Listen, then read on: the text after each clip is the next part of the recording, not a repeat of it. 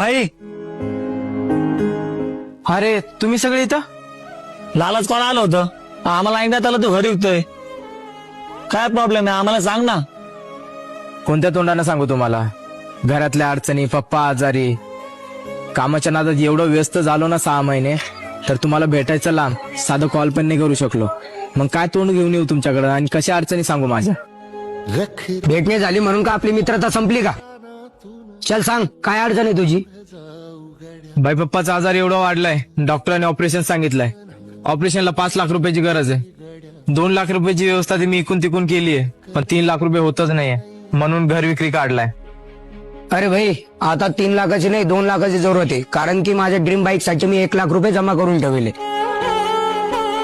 अरे भाई, आता फक्त 50,000ची गरज आहे, कारण की ना 22 लाखासाठी मी 1.5 लाख रुपये जमा केलेले. अरे भाई, कालच पप्पाने 60,000 रुपये दिले कॉलेज फीस भरायला. आता टेन्शन घेऊ नको.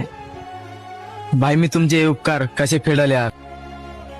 अरे भावाची दोस्ती कामाची जीविताच्या अडचणी कामी नाही येणार. नशिबाचा भोग कुणा चुकलं नाही गड्या.